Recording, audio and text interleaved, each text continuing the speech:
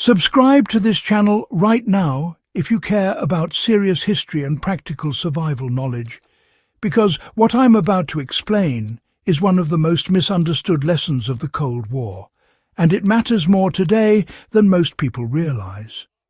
For decades, popular culture has sold the bunker as the ultimate answer to catastrophe. Governments that actually expected nuclear war knew better. They taught a quieter, cheaper and more adaptable method that saved lives on paper then and still outperforms bunker thinking today. Why Cold War planners quietly moved away from bunker obsession. By the early 1950s, civil defense analysts understood that hardened bunkers were rare, expensive and logistically fragile.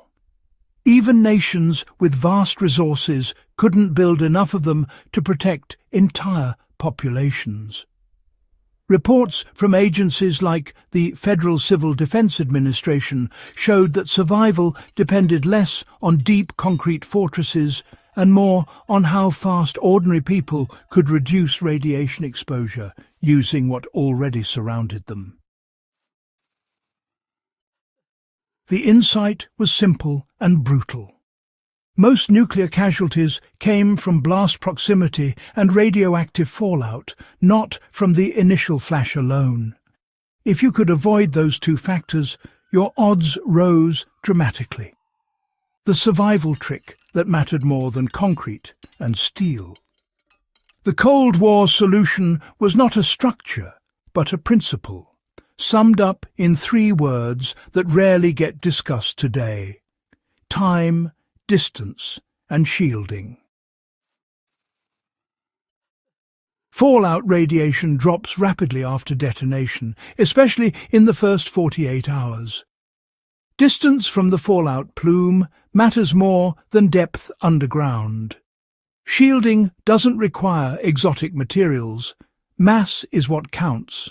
Earth, brick, books, water, and even furniture can absorb radiation effectively. This approach allowed entire cities to plan for survival without building a single new bunker. So here's how, ordinary buildings were transformed into life-saving shelters. Civil defense manuals actually emphasized adapting basements, sublevels, and interior rooms, instead of, just running to purpose-built bunkers. The thing is, a simple basement with soil on 3 sides could cut radiation exposure by more than 90%, especially if people stayed away from windows and added extra mass overhead. Folks were taught to stack boxes of books, fill drawers, and even containers of water up against exterior walls just to boost their protection. Even people living in apartments, they were told to move into stairwells or interior corridors, where, the layers of concrete and neighbouring units offered some real shielding. And this wasn't just theory. These strategies were actually tested using data from nuclear blasts and radiation modelling based on actual weapons tests.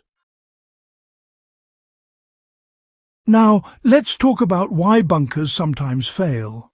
But this method worked. Bunkers, you see, they lock you into one location and one plan. If your access gets blocked, the ventilation stops working, or, your supplies run out, you're out of options. The Cold War method, though, was all about flexibility.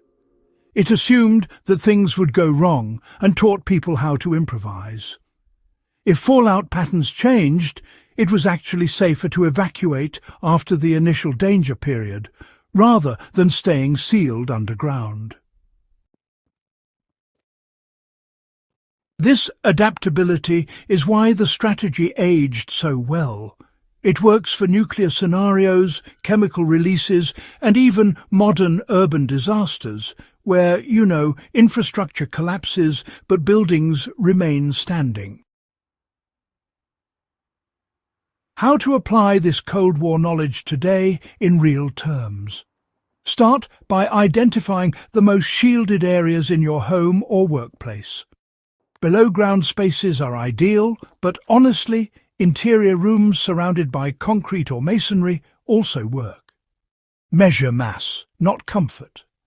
A thick wall matters more than air filtration systems. Next, plan to add weight quickly. Filled water containers, dense furniture, bookshelves, and even bags of soil or sand can be positioned to increase shielding within minutes. The Cold War guidance was to shelter immediately, then reassess after 1 to 2 days when radiation levels drop sharply. This remains valid today. Mobility and timing were always part of the plan. Another forgotten lesson is delayed movement. Early evacuation during fallout can be deadly, but movement after radiation decay saves lives. Civil defense planners taught people to wait, monitor conditions, then relocate when exposure levels became survivable. This approach is impossible in a sealed bunker designed for long-term isolation. It works perfectly with adaptable sheltering because, well, you're never committing to permanent confinement. You're buying time, which is, honestly, the most valuable survival resource there is. Why serious historians should care about this today? This strategy reflects a mindset shift that defined late Cold War survival doctrine. It prioritized population-wide resilience over elite protection. It assumed chaos, imperfect information, and, human improvisation.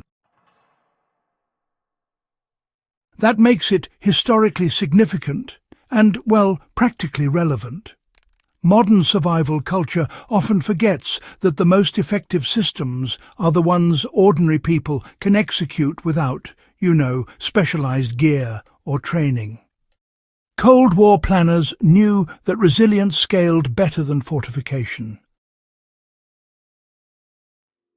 The lesson modern builders and survivalists keep missing is pretty simple. Concrete alone never saved civilizations.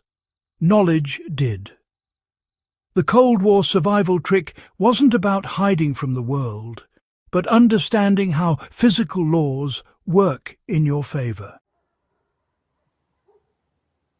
Radiation weakens, mass blocks it, time reduces danger, distance changes outcomes.